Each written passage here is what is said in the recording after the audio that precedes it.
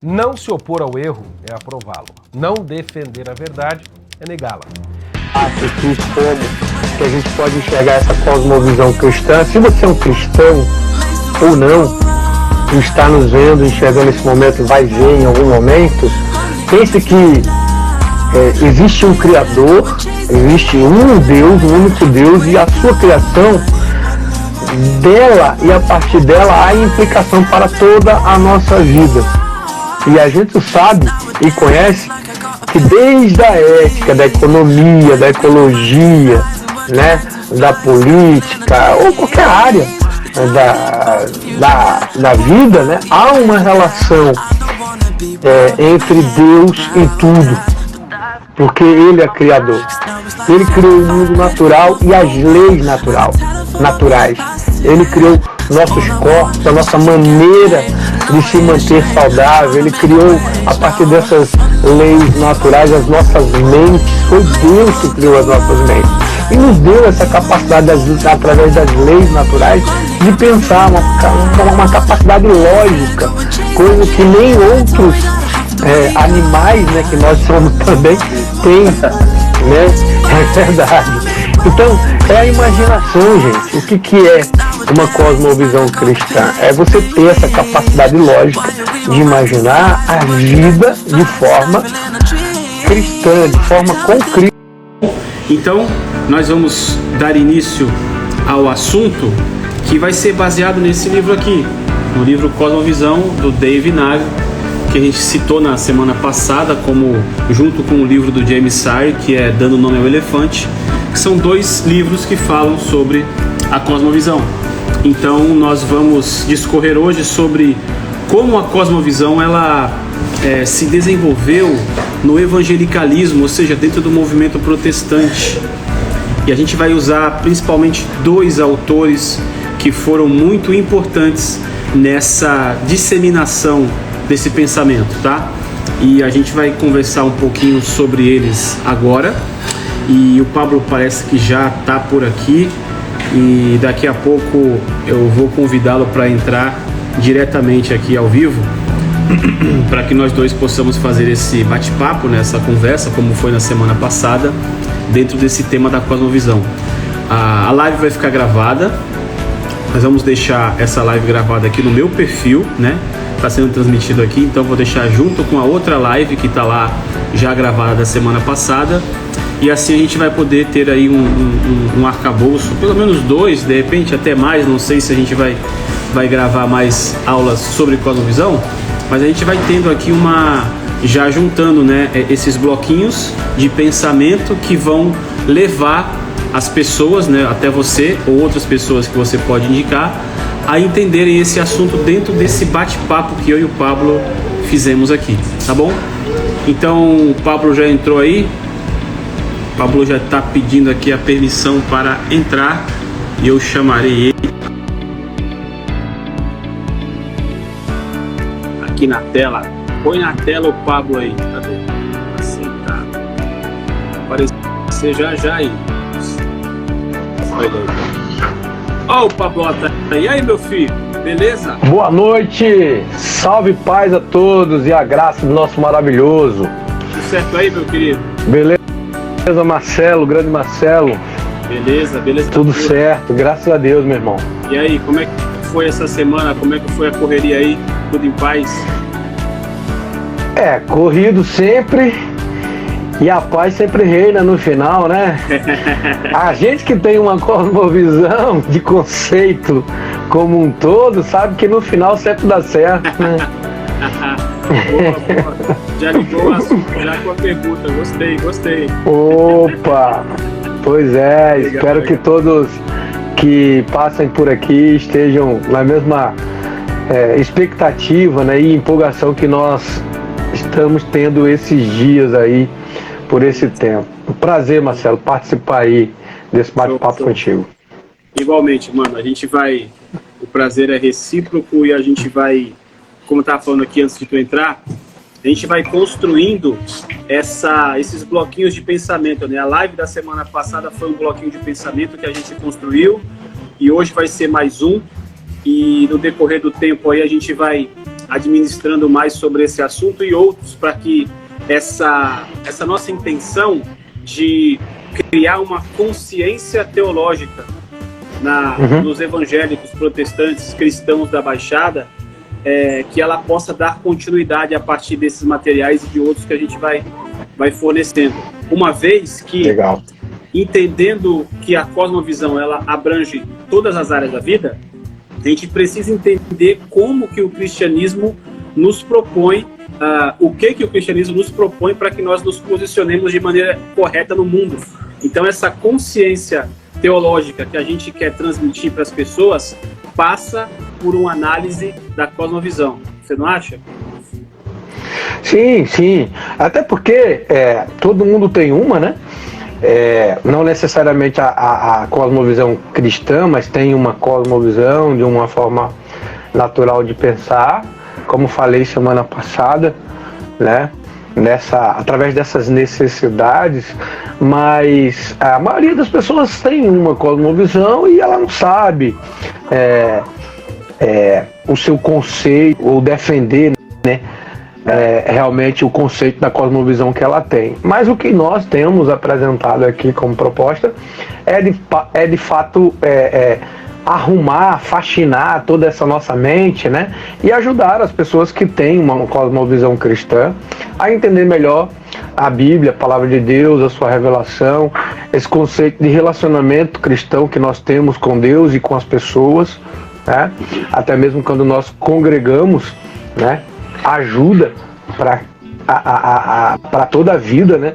Esse tipo de comunhão, de associação dessa instituição divina que temos, chamada igreja e todo o cristianismo em si. Então, de fato, é muito bom a gente pensar dessa forma e promover, de fato, esse pensamento que não é nosso, meu, seu, mas já vem de um tempo, né? A gente pode até perguntar assim, poxa, mas isso parece novo e o cristianismo é muito mais além ou mais antigo. Sim, gente, mas o que nós estamos aqui propondo é só reforçar esse assunto, né? Trazer, como nós temos aqui combinado, através do olhar dos autores que deslumbraram através desse assunto e foram prosperando, né, dentro das suas pesquisas acadêmicas, teológicas, né? E isso é muito gostoso, olhar a Bíblia e a Palavra de Deus dessa forma cósmica, para que todo cristão ele viva, não só estude e adquire esse conhecimento, mas viva esse conhecimento. Sim, sim. Verdade, tudo a ver com a intenção geral da nossa conversa e da nossa intenção de criar essa consciência teológica a partir de uma boa compreensão da cosmovisão cristã. Até porque uma coisa não vai fazer sentido sem a outra, né? Cosmovisão cristã aquele escopo abrangente, e essa consciência teológica, digamos assim, essa consciência teológica local que a gente quer trabalhar com o pessoal que está mais próximo da gente, que é a Baixada, mas não só o pessoal da Baixada, né?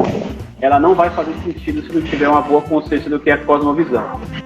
Bom, Pablo, então, dentro daquilo que a gente combinou que falaríamos aqui hoje, deixa eu só passar para as pessoas aqui os nomes dos autores que a gente vai tentar extrair um pedacinho, né, do pensamento deles a respeito do que é a cosmovisão. A gente vai falar sobre o James Orr, que é um escocês do século XIX, e também do Abraham Kuyper. Abraham Kuyper é mais conhecido do que o James Orr. O Abraham Kuyper é conhecido por aquela frase, né, que ele diz que não existe nenhum centímetro quadrado em todo o universo do qual Jesus não fale, é meu. Então ele tem essa frase bastante conhecida. E também o Herman Doiver, que é um filósofo holandês, é relativamente bem conhecido aí, o pessoal da teologia conhece ele, mas eu comecei a me interessar pelo Doiver depois de algumas palestras do Guilherme de Carvalho, que é um pastor lá de Minas, né, do Labri, e recentemente eu estava ouvindo umas aulas do Olavo no COF, e o Olavo elogia o Doiver. Ele fala que o Doiver é um grande filósofo, né? E aí desmonta toda aquela ideia de que o pessoal pensa que ele é católico, não vai falar bem do protestante. Muito pelo contrário, o professor Olavo é bem honesto quando elogia o Doiver. Mas são esses 3 nomes: James Orr, Abraham Kuyper e Herman Doiver. Tu quer dar uma palhinha? De carona, a gente não vai falar, mas de carona ainda tem o Francis Schaeffer, né? Que, gente, é porque o Marcelo tá fazendo elencando esses nomes, porque a gente está sempre conversando sobre esse material, né? Que é o conceito, a história de um conceito, né? Do David, da cosmovisão cristã. Aí de carona tem o Francis Schaeffer nesse primeiro bloco do primeiro capítulo, né? Como principais pensadores da cosmovisão cristã neste livro, e aí a gente vai focar, como é abrangente a partir desses nomes, a gente vai focar só nesses primeiros teólogos aí que o Marcelo falou, tá bom? Mas aí só para você que está nos ouvindo aí, vai nos ouvir futuramente, saber que esses caras foram aí os cabeças pensantes inicialmente que elencaram esse pensamento e desenvolveram mais, né? E eles têm essa coroa de honra como legado deixado para nós. Isso, boa.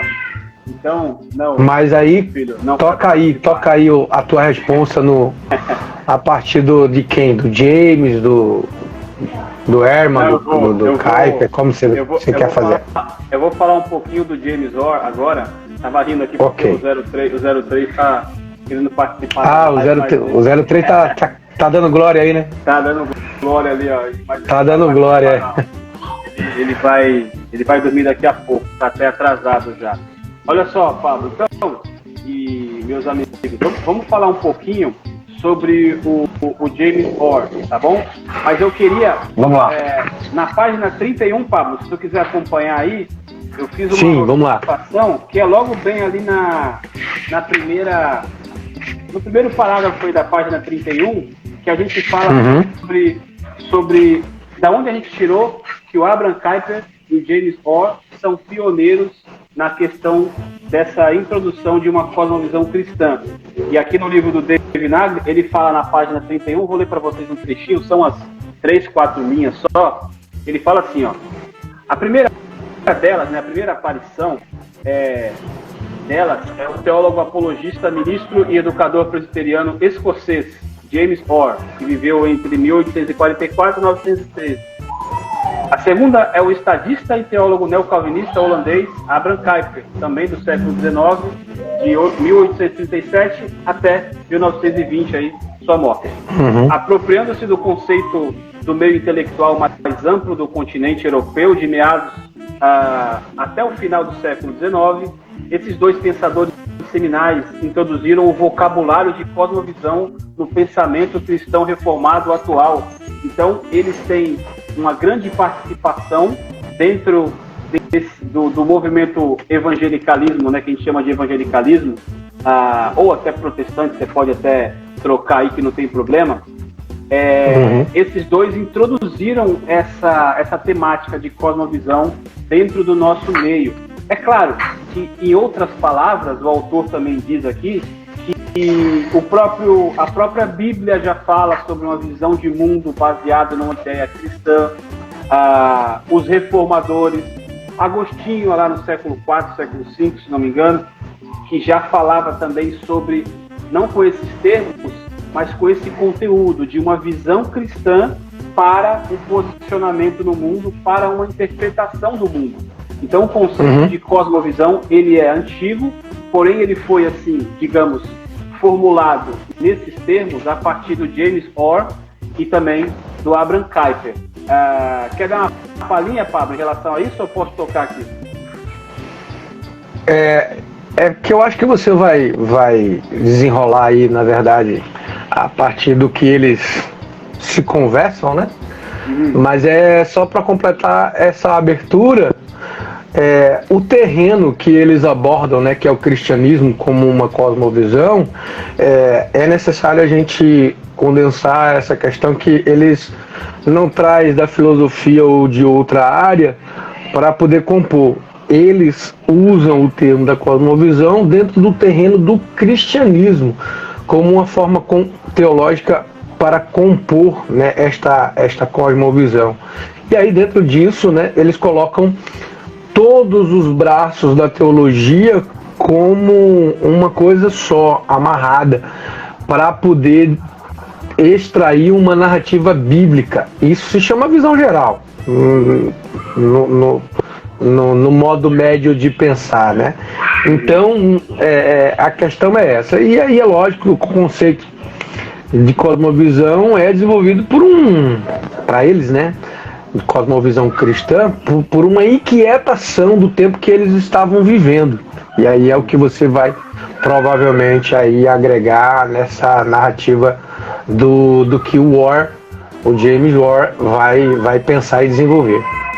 Sim, eu tentei ser bem breve, porque é muito rico, né? O David Nagy trabalha bem dentro de um capítulo só sobre todos esses pensadores, até aqueles, como você falou, que a gente não citou. Mas dentro disso aqui, é interessante a gente falar um pouquinho do pensamento do James Orr, mas o cenário que ele enfrentava na época que ele começou a militar nessa questão da defesa de uma cosmovisão cristã.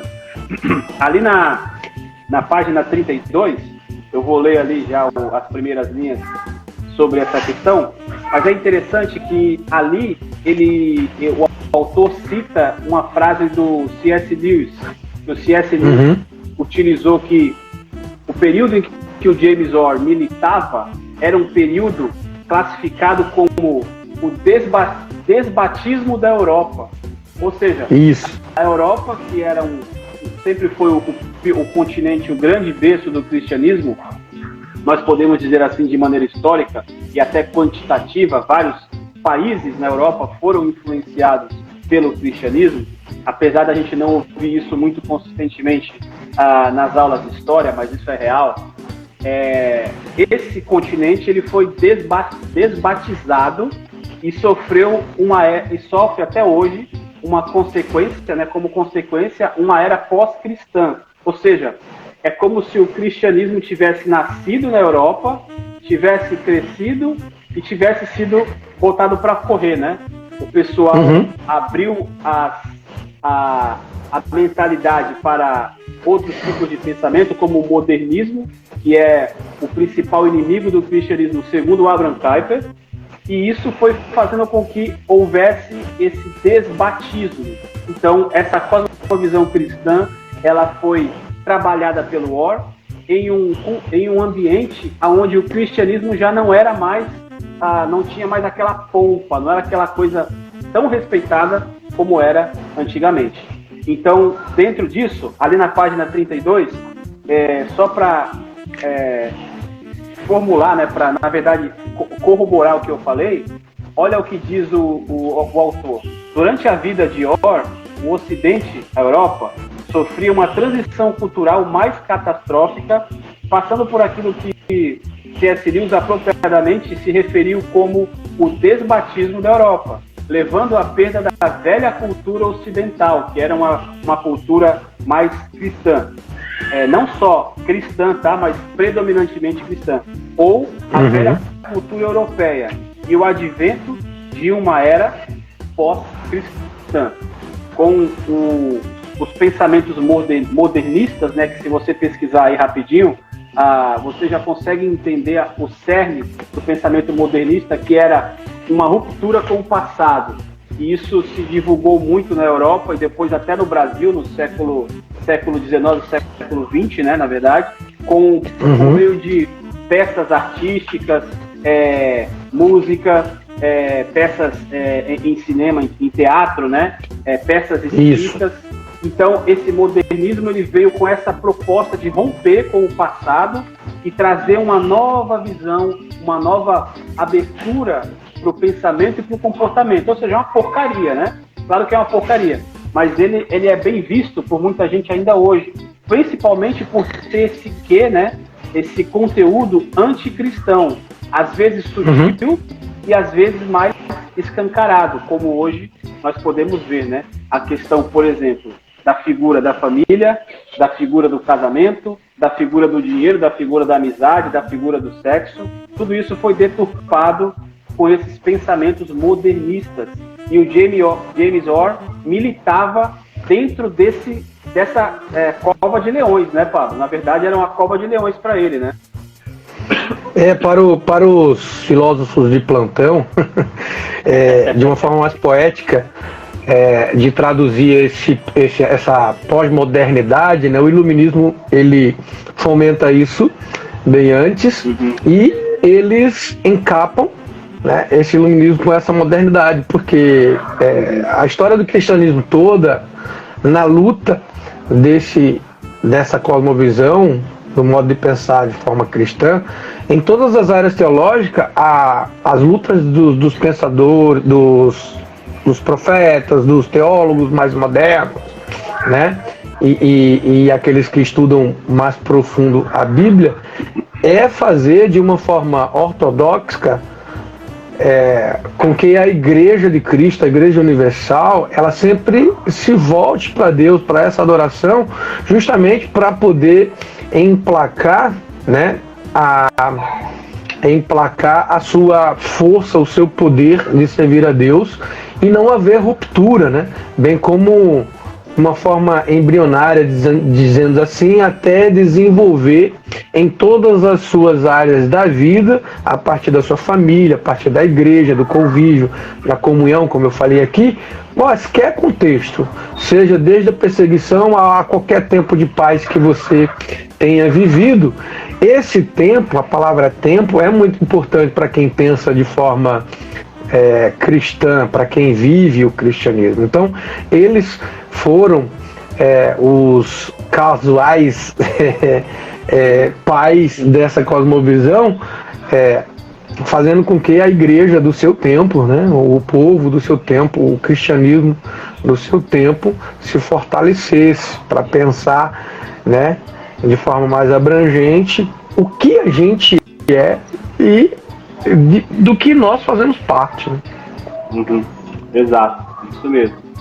De fato, o iluminismo teve uma grande contribuição para o movimento modernista, né? A gente faz essa análise assim, meio que de longe, talvez um pouco imprecisa, mas eu acredito que de fato seja aí mesmo um propulsor, né, do pensamento modernista.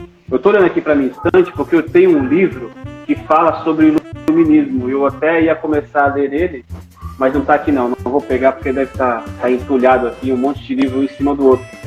Mas e é interessante, Marcelo, a gente falar aqui que nós não estamos embelezando a conversa, nós estamos escalando, né? Sim, Se as pessoas quiserem prestar atenção aí no nosso bate-papo como uma aula, né? Nós estamos escalando, né? Qual o embrião do problema, onde tudo começou, né? O que nós, os cristãos, sofremos desde antes. E isso vem se desenvolvendo cada vez mais, porque a nossa perseguição hoje, né? A perseguição conosco, na verdade, né? Ela é escalada, né? Antes era mais acentuada no sentido de ser sofrido na carne, né? Na ação, mas hoje, na verdade, ela é escalada porque esse iluminismo, esse pós-moderno, né, afeta-nos em todas as áreas da nossa vida, né? E as pessoas silenciosamente estão morrendo com a sua falsa religião, né? Aqui dentro, né? A partir daqui, né?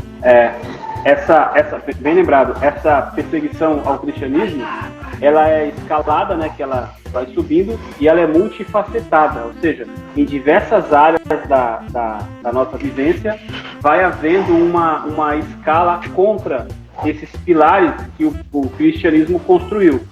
E a cosmovisão, que é o assunto da nossa aula aqui, né, que pode dizer que é uma aula, como você bem disse, a cosmovisão, ela vai mostrar isso. Olha, o cristianismo, ele é uma visão geral, que a gente vai falar sobre isso, que é o pensamento do James Orr, e existem diversas áreas em que, hoje em dia, essa escalada anticristã vem tentando desmontar esses pilares que o cristianismo erigiu na sociedade né, na nossa civilização.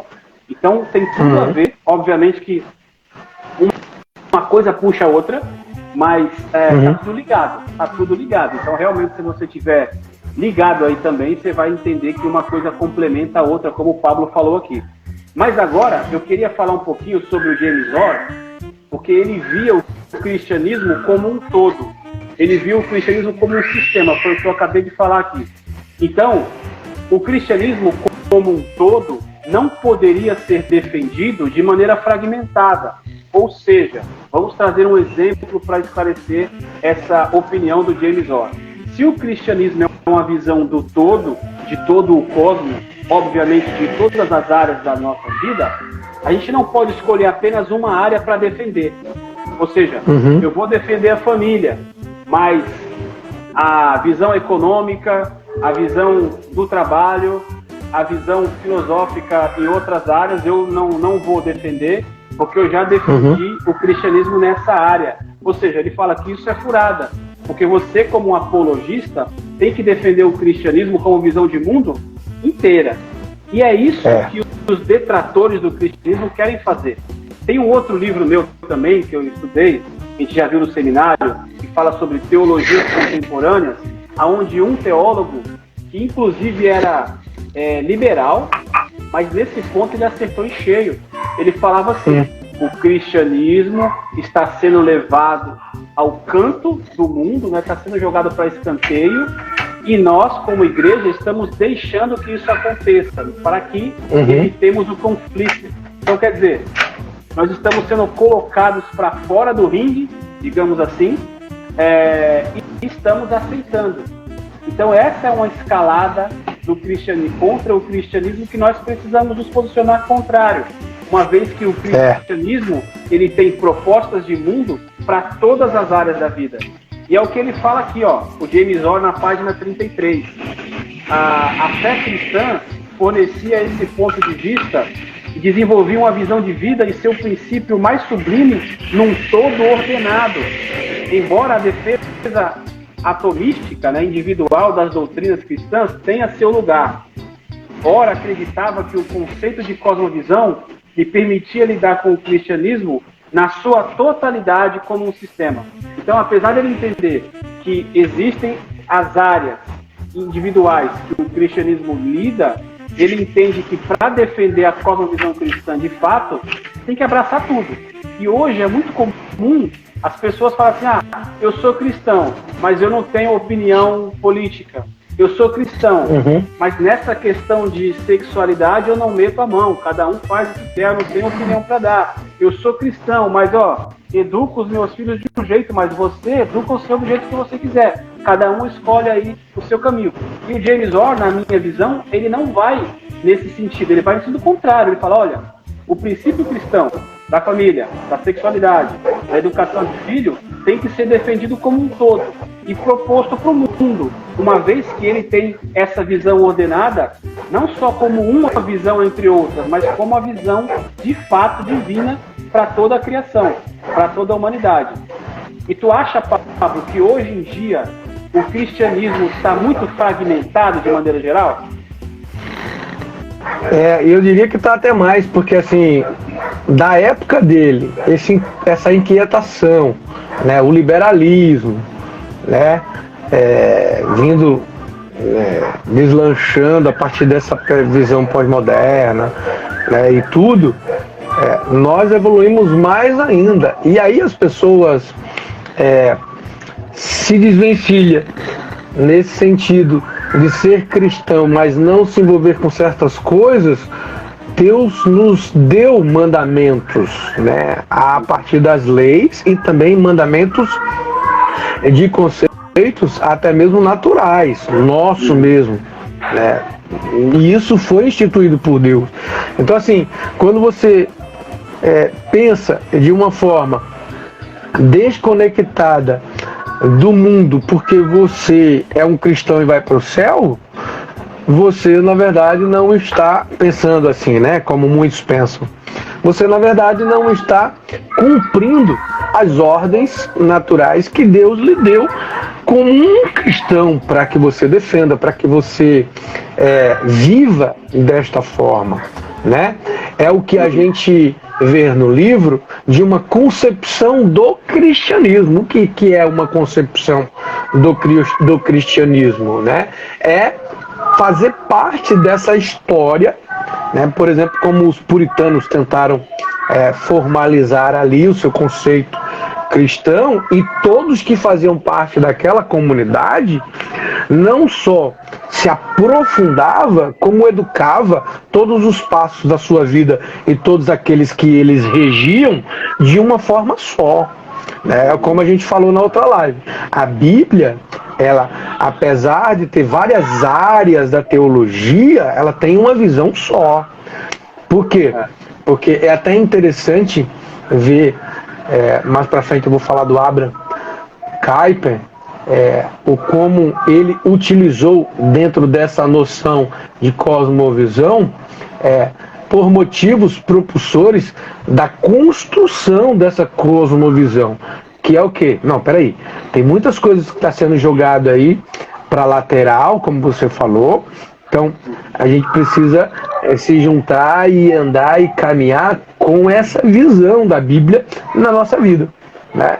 Não é ter uma divisão de doutrina, até porque o que incomodou o James Orr e esses outros caras foi, dentro desse liberalismo, tudo que eles formulava para defender o cristianismo, era assim, teve um problema na sociedade cristã, ou na sociedade, né, e a sociedade cristã precisa se defender a respeito disso, e ele formava uma doutrina a partir disso daí, para defender aquele problema. E essas formulações de doutrinas para defender apenas um assunto da sociedade fazia com que a teologia, né, do cristianismo, ela fosse se esvaindo, se abrindo, né, e formando essas lacunas, como você falou. Então hoje muito mais. Por quê? Porque havia, por exemplo, discussões dentro da própria comunidade cristã, e aí eles acabavam se separando, e isso foi aumentando, e hoje a gente vê o que está. Né? Antigamente a gente via que existia apenas, né, uma ou duas doutrinas de forma a pensar a partir do pensamento, de forma de agir a partir do pensamento judaico-cristão. Hoje você vê muitas placas, né, que é o que a gente vê de forma muito comum para poder sinalizar doutrinas, como placas.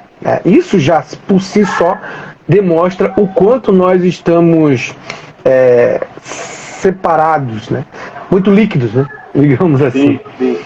Eu diria que os cristãos já vivem como se vivessem no céu, né? Nós já estamos aqui, já garantimos a nossa salvação, então o mínimo de esforço e o mínimo de conflito possível, porque não vejo a hora de entrar pelas portas celestes, uma vez que... A gente parece uma igreja de Tessalônica, né?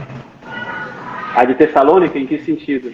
Eu estou dizendo hoje, todas as igrejas, no caso humano, evangélicas, né, ou até mesmo cristã, vive como se fosse, como vivia o pensamento da igreja de Tessalônica, né? Que é aquilo, pensamento que Paulo rebateu, né? Ele fala, gente, vocês estão aguardando, mas vocês estão vivendo.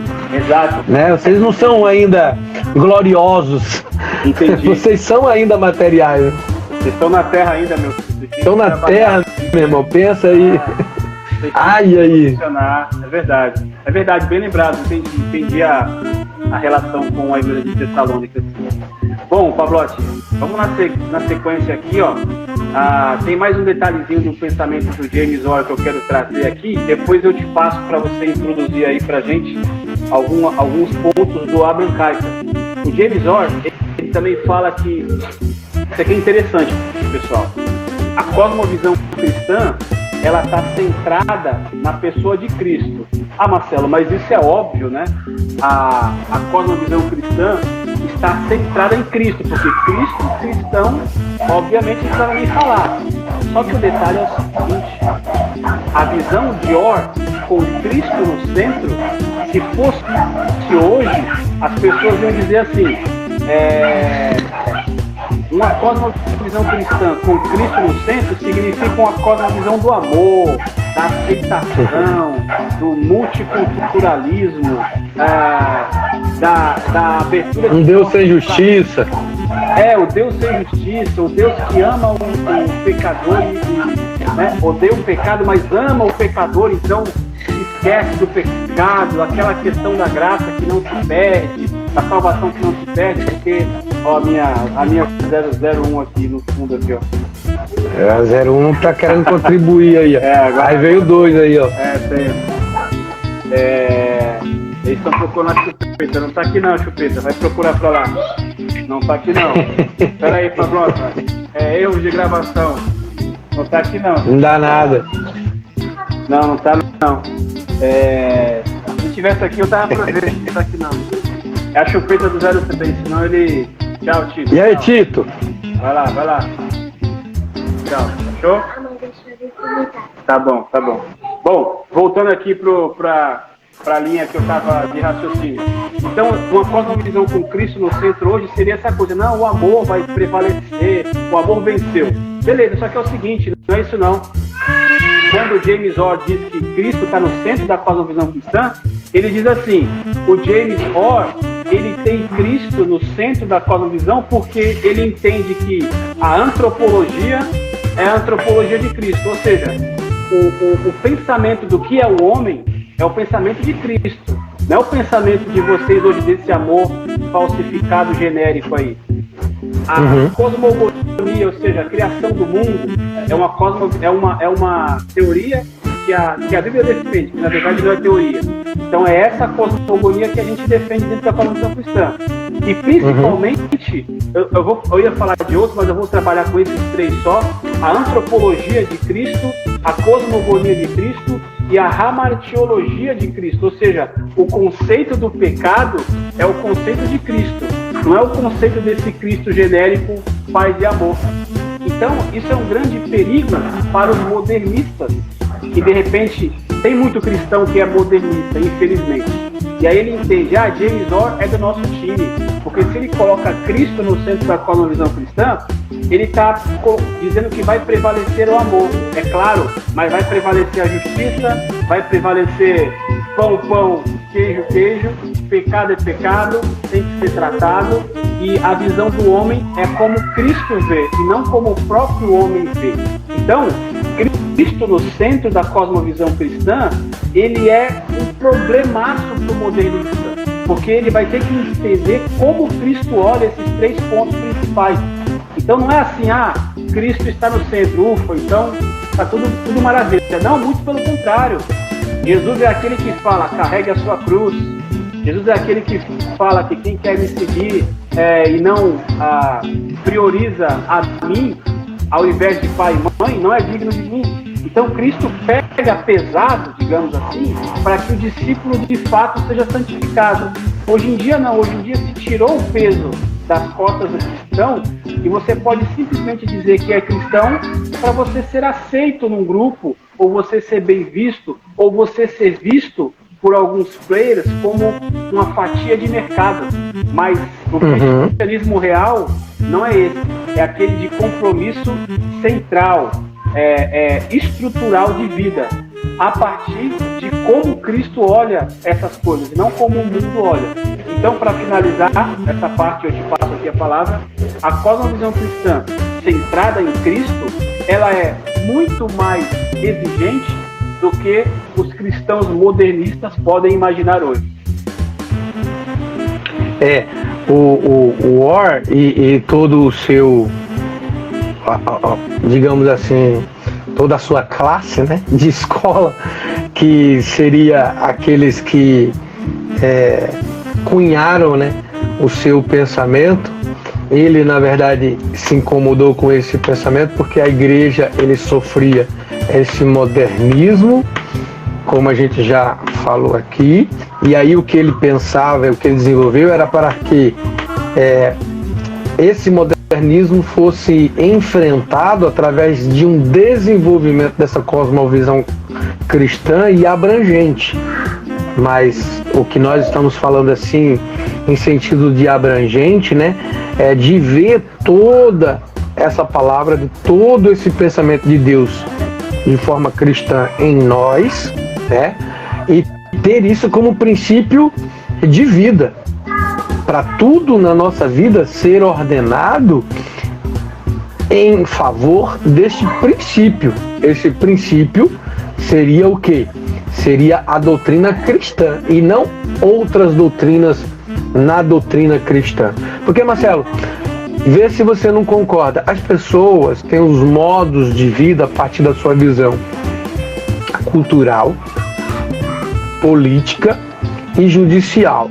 Judicial no sentido de todos nós temos capacidade de fazer juízo, né? Até mesmo de Deus, como você falou aí, né? Pensar que Cristo, sendo Deus, já é difícil, então fica mais fácil pensar que esse Cristo, o Deus do amor, é Deus porque ele é amor e o amor rebate tudo, inclusive a justiça que me condena.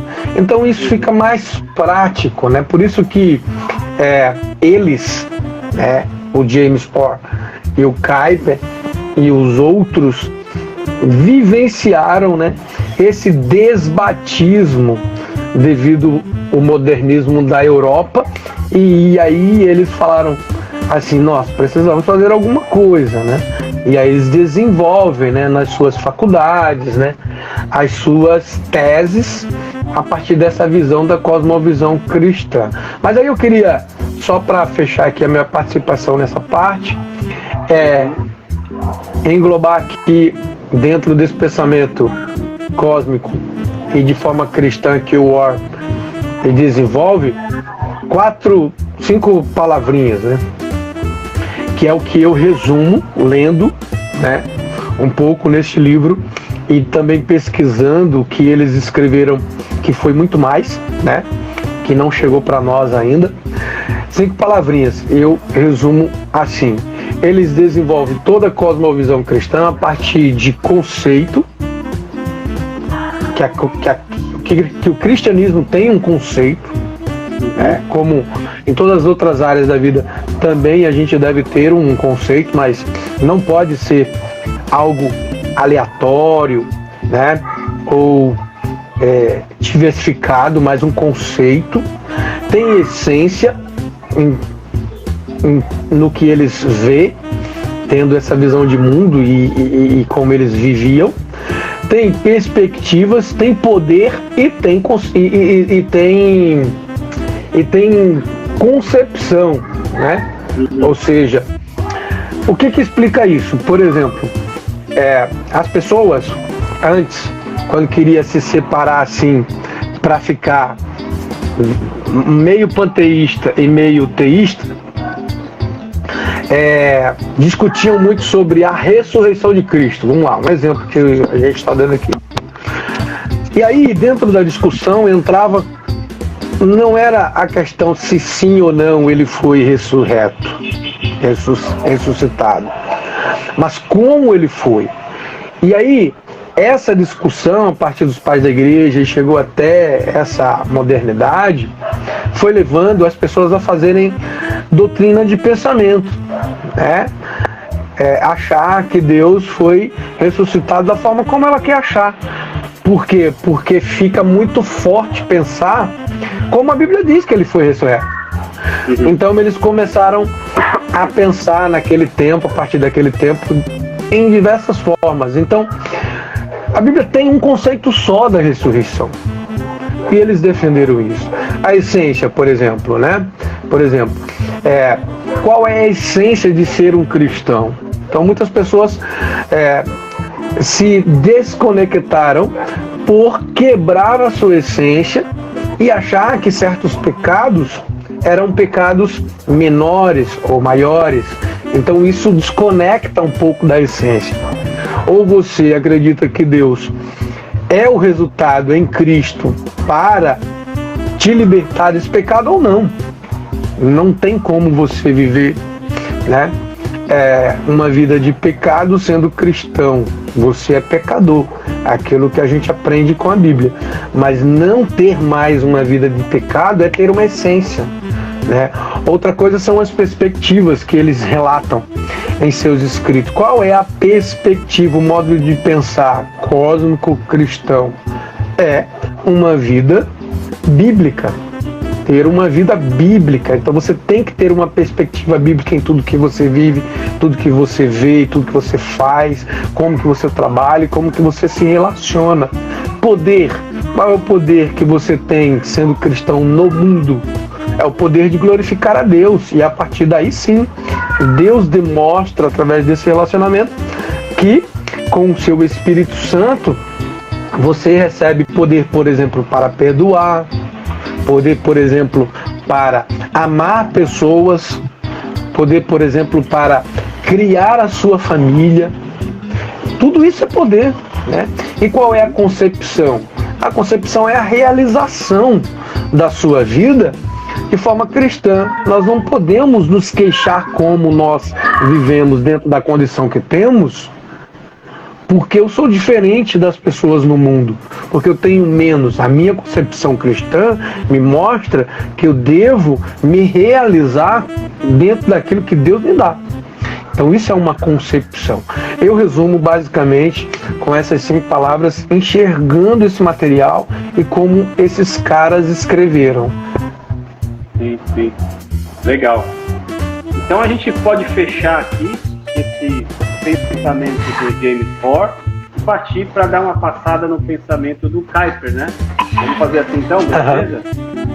Vamos lá. Então, eu tenho aqui, eu vou dar um pontapé e aí tu discorre mais aí nessa parte do Kuyper, uns 2, 3 pontos, mais ou menos como eu fiz aqui com o James Moore, e a gente vai fazendo esse bate-bola aqui. A gente percebe que o Kuyper, como eu falei aqui no começo, lá na página 45 está escrito isso que eu vou falar agora. Eu vou até abrir aqui. Que o Kuyper diz assim, ele entende que o principal inimigo do cristianismo é o modernismo. E aí eu estou repetindo isso por quê? Porque até hoje isso é evidente e é verdadeiro. Uma vez que o cristianismo ele acaba. Peraí, o Fernando falou que o meu áudio está um pouco baixo. Está baixo, Fernando? Fala pra mim se melhorou aí agora, porque eu não sei se é porque eu tô longe ou se o meu fone não tá pegando aí. Se vocês não estiverem, fala depois aí, Fernandão, beleza? Prazer aí de ter aí. Boa noite, querido. Fala aí se ficou legal ou não. Qualquer coisa eu tiro o fone, acho que fica melhor. O Abraham Kuyper, ele via como o principal inimigo do cristianismo o modernismo. Por quê? Porque o modernismo ele vai trabalhar com essa ideia de você alterar as bases da sociedade para que uma nova seja colocada. É claro, né? Quando você tira a base antiga, você precisa colocar uma base nova. E essa proposta, ela é nociva ao cristianismo porque ela vai simplesmente desmontar toda aquele legado que já foi colocado em prática, testado e aprovado. Ou seja, a própria existência da sociedade, das nações, falando da Europa, é uma prova de que o cristianismo, como cosmovisão praticante, deu certo. Então, para que a gente vai trocar? Então, esse pensamento, até hoje, ele é ruim para o cristianismo. Porque, cá entre nós aqui, né, Pablo? A gente sabe muito bem.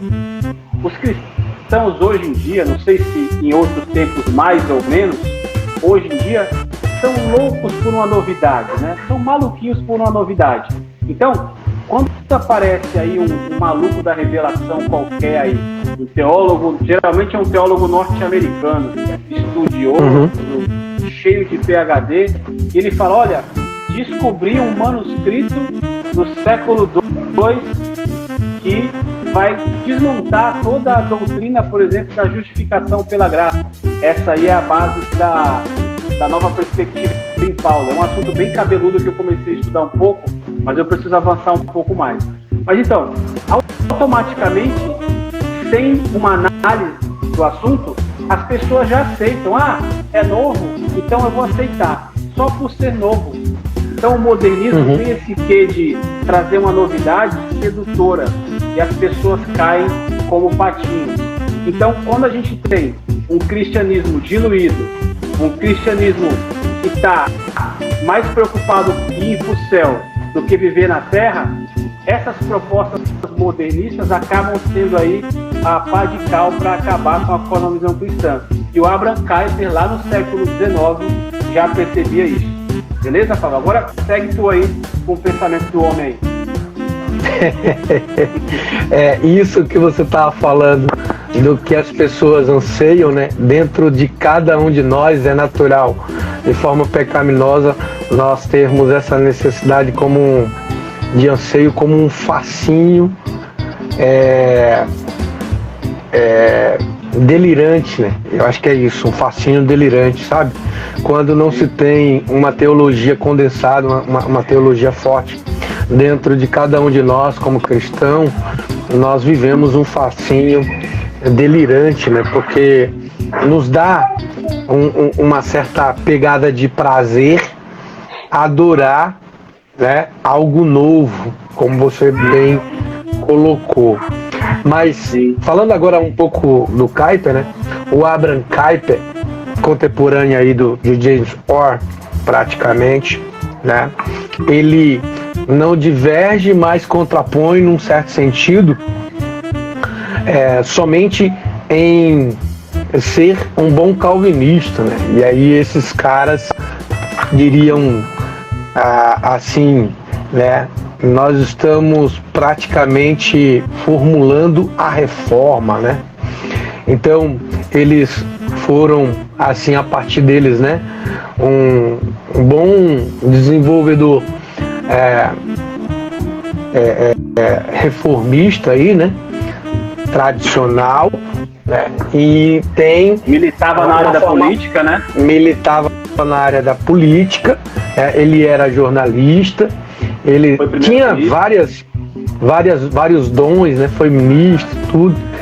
E o que eu acho interessante, né, que o que fez o Abraham Kuyper desenvolver uma cosmovisão cristã a partir desses materiais também do James, que colaborou, que contribuiu, né?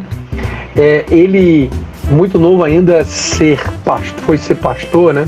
Ele viu que aquelas pessoas ali na Holanda, como ele era holandês, já eram praticamente mais velhas que eles, tinha uma visão bíblica bem formada, era teologicamente bem formado, né, e oravam para que ele, como pastor, fosse um pastor, eu diria assim, pastor deles, né,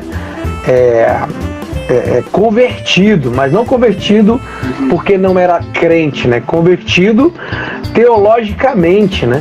Porque eles tinham essa cosmovisão cristã. Então Kuyper ficou curioso com isso e aí acaba tendo esses motivos para construir uma cosmovisão ou uma biocosmovisão, né? Antes a gente pode perceber isso nele. E por se estender-se na própria esfera da sua vida, demonstrou, né, academicamente, como ele contribuiu bastante, a fazer-se necessário compreender primeiro essas pessoas, para que depois, a partir da sua comunidade cristã ali, da sua igreja, empreender também os seus grandes esforços para sistematizar, né, os diálogos, a sua pregação, né, e isso foi influenciador por demais, né. Bom, ele também teve, né, esse impasse aí por ser um cara incomodado com a cultura do seu tempo. Essa pós-modernidade faz com que o Kuyper ele tenha como tema de vida total, porque ele traz, a partir do calvinismo, ele faz muito uso, né, dos estudos calvinistas para poder desenvolver uma cosmovisão cristã. E segundo o Kuyper, o ponto crucial que for alcançado, né, seria uma preparação futurista, digamos assim. Ou seja, ele condensou mais ainda do que o James para que aqueles cristãos fossem capazes de viver o futuro, né? Como lema na sua vida, né? Ser um cristão calvinista e ter em sua vida nenhum outro Deus que não fosse aquele Deus, então, como seu Senhor. Então, essa forma acadêmica de expressar e também de pastorear as pessoas foi o que fez Kuyper se desenvolver como a sua emancipação, né, de autoridade divina na sua própria vida. Uma coisa que ele aborda também muito, né, os seus escritos dentro da cosmovisão cristã, é a redenção de Cristo, né, como que as pessoas poderiam viver mais a redenção de Cristo na sua vida, né? Então, por exemplo, Cristo é redentor, né? Mas como eu posso colocar isso dentro de mim para viver ou estabelecer a minha vida com a santificação. Então isso é muito bom. Por que isso? Porque a modernidade, para ele, era uma tirania. Olha que interessante, isso é muito interessante. Por quê? Porque toda tirania ela é abusiva, mas é de forma lenta. A gente pode dizer assim, por que alguns poucos países hoje que têm um governo tirânico não extermina as pessoas, como já houve uma boa parte, né, de uma nação? Não, ela, em sua totalidade, a tirania, ela é abusiva, mas é lenta e progressiva. Então, essa modernidade fez com que o Kuyper enxergasse de que o princípio dessa revolução humana não era contra as pessoas ou o governo contra as pessoas, mas sim contra Deus. Sim contra Deus. Então, essa desobediência versus obediência poderia ser enxergada tanto fora da igreja como dentro da igreja, né?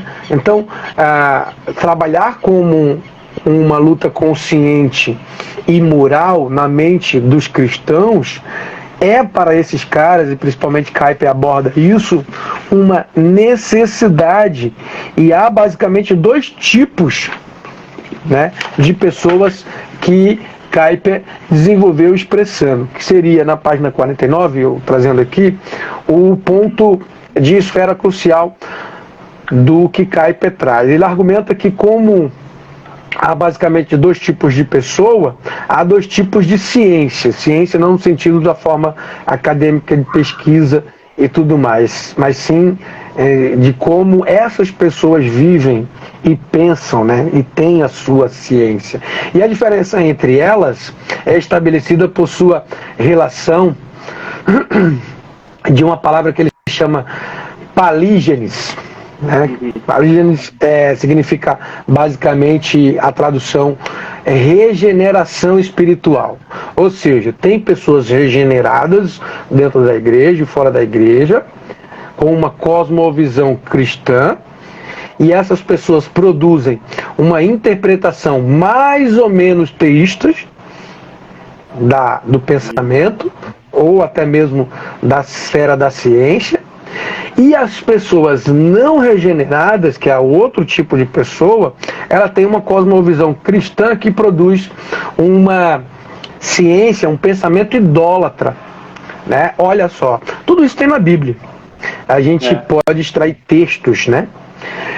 Moisés ali trabalhando com o povo, né, contra essa idolatria, outros profetas que alertam, né, até Jeremias mesmo, o povo, né, alertam o povo com sua idolatria. Paulo, né, escrevendo aos Romanos, Cristo, né, ali trazendo em seu discurso o Sermão da Montanha, como as pessoas devem viver. Inclusive, o Sermão da Montanha poderia ser um texto-chave do Novo Testamento para uma cosmovisão cristã. Ele está formando ali soldados para viver uma forma digna, né? Uma forma, como ele diz, de justiça, né? Que é ter uma consciência cristã de ser digno mesmo sendo pobre de espírito, né? Bom, enfim, e aí esses dois tipos de pessoa é o que o Kuyper vai desenvolvendo através dessa visão da regeneração, né? A sua cosmovisão cristã, né? E essas pessoas que não são regeneradas, né, que têm uma visão, né, mais contra-se, a favor da ciência, né, ela não significa que é uma pessoa anticristã, né? Ela pode ser uma pessoa cristã, crer em Deus e qualquer outra coisa, né? Trazendo aqui com muito respeito e amor, por exemplo, os católicos e outras esferas da religião, certo? Mas entender que o princípio, né, para um cristão, o princípio para um cristão é crer só em Deus, é o que faz Kuyper realizar, né, a sua interpretação de forma cósmica em ver a Bíblia e como ele defende. Bom, outro ponto interessante é que a Suma de Abraham ela é basicamente o legado da igreja. Isso está na página 50. A sua cosmovisão cristã, já falei, ela é baseada em um pensamento calvinista, né? E para ele, a descrição da fé, ela é rica quando concentra-se a ideia de graça redentora de Deus, certo? Isso é a estrutura da natureza de um cristão para Kuyper, né? Então, qualquer renovação de todas as outras coisas, olhando para a criação, para ele, distorce o projeto divino original. Distorce, né? Então, isso é interessante. Eu não sei se tu tem uma contribuição, um pensamento dentro disso, mas eu vejo assim, Marcelo, e aí tu já fala. Deus desenhou um projeto para a criação.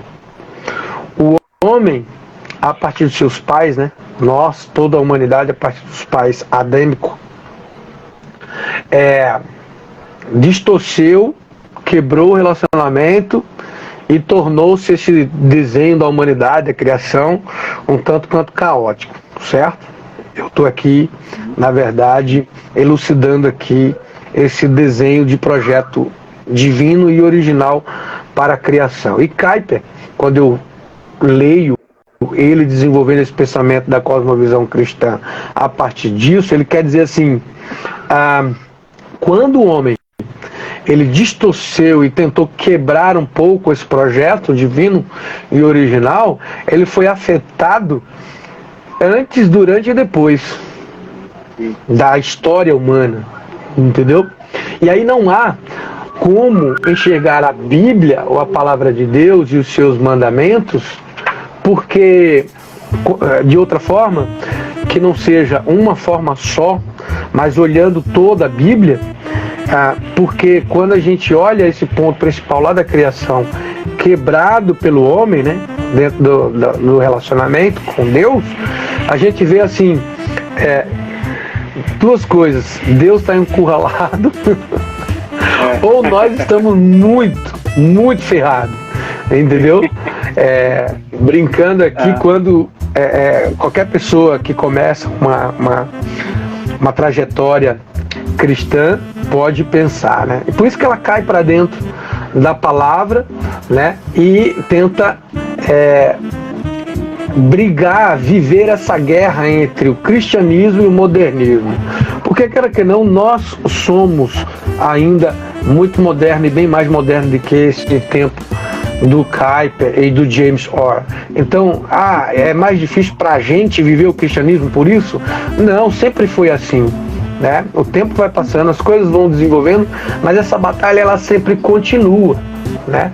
E o que tu acha dentro dessa questão do desenho original que Kuyper traz?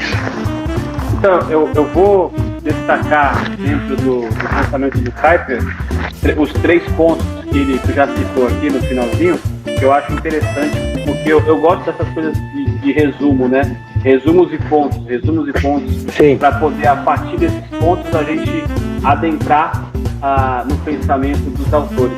Mas antes, só queria ler aqui uma colocação que o Fernando Costa, aí, nosso pastor Fernando, foi professor no seminário aí da gente, né? Opa! Fernando deu aula pra gente de introdução ao Antigo Testamento, se eu não me engano. Ele diz assim, ó, a respeito do que a gente falou dessas coisas das modinhas, ó. Essas novidades eu chamo de modismo. Elas vêm e vão e não produzem transformação na vida das pessoas. De fato, essas novidades, elas vêm apenas como um fogo de palha. Às vezes ela só vem para distorcer uma coisa, ou melhor, para obscurecer alguma coisa que é mais importante do que ela. Então, por exemplo, quando você fala eu vou só dar essa questão em cima da palavra do Fernando e vou resumir os 3 pontos do Kuyper, aí eu já passo pra gente, não sei se tu quer falar mais um pouco sobre o Kuyper ou quer falar um pouco do Doiver. Aí a gente no Doiver a gente já arremata a live, beleza? Não, vamos avançar, porque eu acho que os pontos aqui foi concentrado que o Kuyper pensa, né? Boa. Então, o que eu quero dizer é o pensamento do Kuyper, ele tem 3 pontos dentro dessa cosmovisão. E a questão do modernismo hoje ser essa cortina de fumaça, né? Você vê essa questão na discussão, por exemplo, da sexualidade, né? As pessoas aí têm algumas pessoas sofrem daquele distúrbio mental que está caracterizado no DSM. Não sou eu que estou falando isso, tá? Não sou eu que estou inventando. É a disforia de gênero. A pessoa não tem euforia com o próprio gênero, alegria, né? Contentamento, então ela tem disforia, ou seja, eu sou homem, mas aqui dentro eu me vejo como uma mulher, ou me vejo como um cavalo, ou como um cachorro. E aí, isso é modinha, né? É modismo. Ele não causa nenhuma permanência profunda ao longo dos séculos. Eu tenho quase certeza que daqui há 50, 100 anos isso já sumiu. Não é um pensamento que vem e de fato aponta a estrutura do ser humano, como faz o cristianismo. Não, isso é uma modinha, vai passar. Só que isso causa uma distorção na própria concepção do homem que o cristianismo dá. Então você cria confusão na cabeça da pessoa e causa um dano naquela geração de, às vezes, por exemplo, a pessoa hoje ela pode até, dependendo do país, fazer operações, né, no próprio corpo. Eu acompanho uma menina aqui no Instagram, o nome dela ela é norte-americana, o nome dela é Chloe Cole, eu acho. E ela fez a operação de arrancar os seios, né? E ela disse como isso é difícil, porque o médico, o carniceiro, né, arrancou os seios dela e parece que ela precisa também dar um problema nas costas. E ela precisa fazer tipo uma correção lá, porque não sei dizer muito bem, mas parece que os músculos, né, as ligações que você corta aqui alteram. São afetadas, né? Afeta as costas dela. Então, em resumo, hoje ela voltou, né? Ela fez a cirurgia de detransição, agora ela voltou a ser menina, só que ela perdeu os seios e provavelmente ela perdeu a capacidade de amamentar, né? Perdeu, não vai amamentar. E ela quer ser mãe e tudo, né? Então perceba, uma modinha mutilou a menina. A menina tem 20 e poucos anos hoje, mó bonitinha e tal, lutando contra isso. Então você vem com um modismo, às vezes você pensa, não, é modinha, vai passar. Meu filho, vai passar, só que quando ele passa, ele vai causando estrago. Então, quanto mais a gente abandona as bases civilizatórias cristãs para dar espaço para modinha, a gente vai sendo cada vez mais afetado. E uma hora a gente vai entrando nesse buraco e não consegue mais voltar. no sentido de que está destruído, já não tem mais o Marcelo, então não tem mais como voltar a ser o que era no início. Então, muito cuidado com as modinhas que acabam parecendo coisa bonita no começo, mas nos leva para buracos aí que às vezes a gente não consegue voltar mais. E aí, dentro do pensamento do Kuyper, ele divide ali a cosmovisão dele em 3 pontos. O primeiro é essa ideia que você falou, da graça redentora de Cristo, né? De fato, esse presente que a gente recebe de Deus. O segundo é a afirmação de que Deus é soberano sobre o universo. Então, a cosmovisão cristã é de um Deus que é soberano, ou seja, ele criou e sustenta tudo. Então, ele sabe muito bem como que o universo deve rodar, digamos assim. E a terceira, que eu acho importante, é a afirmação incondicional do mandato cultural, ou seja, aquela ideia de demonstrando que Deus quer que o desenvolvimento progressivo da criação na história como uma ocupação humana fundamental para a glória de Deus e como benefício da humanidade.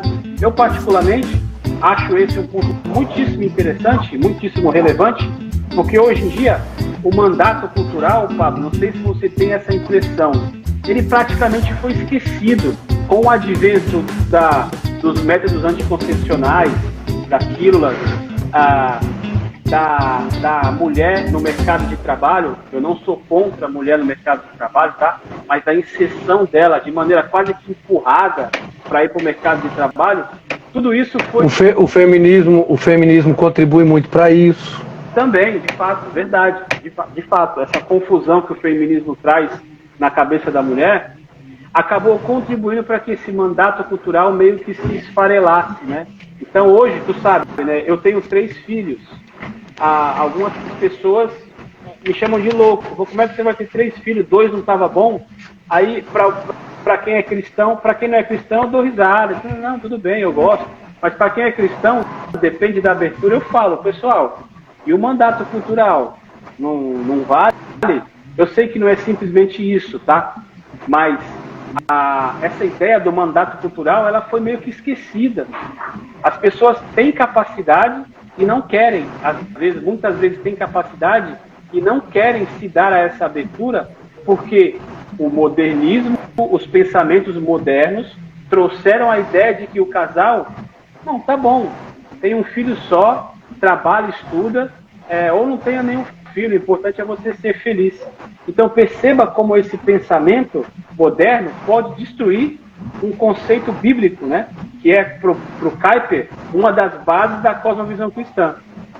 Enfim, era isso que eu queria falar, Pablo. Agora, vamos seguir para o Doiver aqui para dar uns pitacos e finalizar nossa live? Tá, só contribuindo essa tua questão do mandato cultural, na página 50, ele explica um pouco, Kuyper, sobre a diferença que cada pessoa tem entre si, porque ela tem uma razão científica não universal, né? Não é a mesma para todos. Uma para mim pode ser uma coisa e para você pode ser de outra.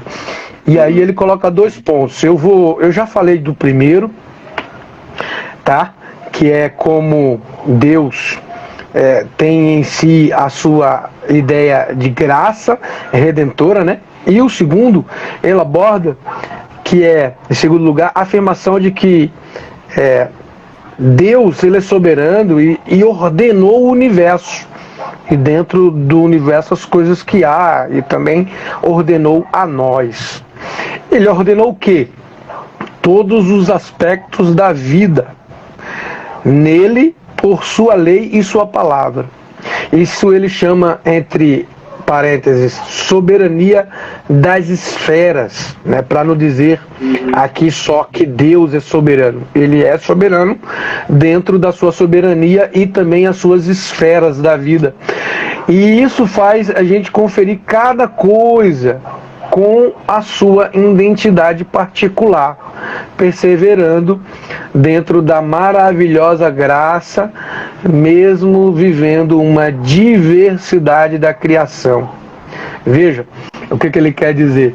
Mesmo quando nós, tendo a capacidade razoável de pensar, divergimos como nós pensamos, as pessoas entre si, né? A graça de Deus une tudo isso. Por isso que dentro da igreja, na comunhão e o partilhar do pão, da vida, né? Entre si, dá tanto nó para algumas pessoas e algumas igrejas.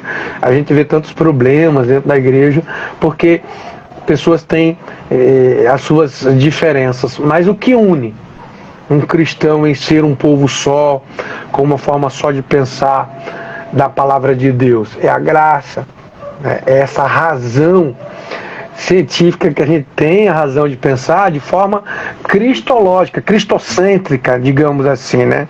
Ele diz que essa redenção ela é caracterizada pela salvação alcançada por Jesus. Ela é cósmica. Ela é cósmica em um escopo e implica a renovação de todas as coisas que Deus faz na nossa vida, né? Que é aquilo que a palavra diz que Ele renova a cada dia, né? A sua graça e a sua misericórdia em nós diante de tudo que nós vivemos. Bom, aí eu encerro esse ponto, né? Do Kuyper. Tem outras coisas bacanas sobre ele. Eu encorajo você a ter esse material ou até mesmo pesquisar na internet. É muito bacana.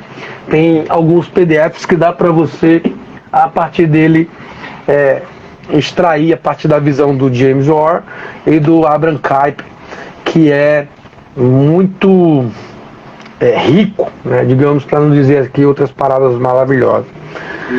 Então falaremos...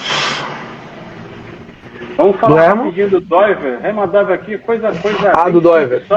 Só para arrematar aqui. Eu tenho só uma ideia para colocar dele aqui, e é bem rapidinho.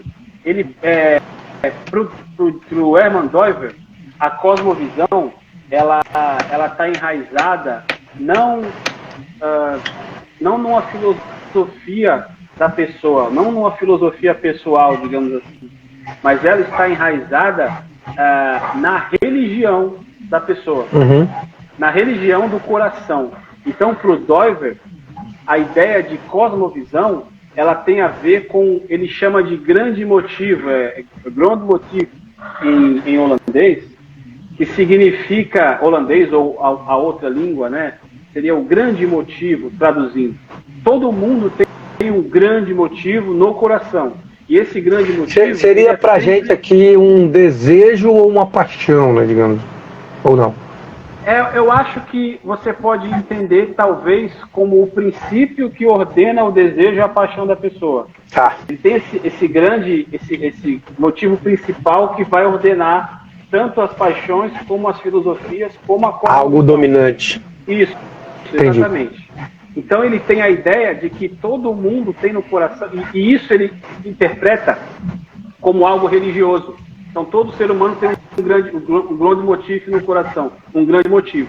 Ou ele é virado para buscar santidade, ou ele é virado para ser um apóstata, uma pessoa que vai contrário à visão de Deus.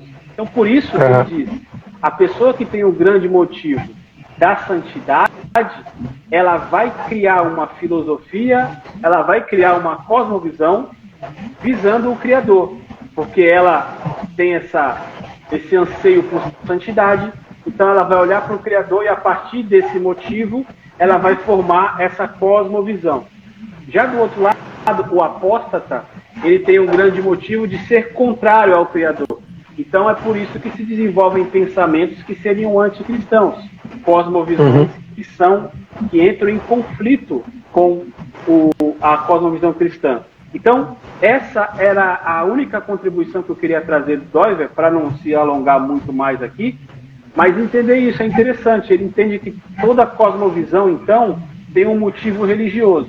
Ou você está do lado de Deus, ou você está oposto a ele. Era essa a contribuição que eu queria trazer em relação ao Doiver, Pablotti. É isso que na Bíblia a gente trata e enxerga Deus falando sobre justiça, né? E o que a maioria das pessoas não quer se responsabilizar em aceitar, porque no fundo, no final, né, o que a humanidade vai ser julgada é baseado naquilo que você de que lado você está, né?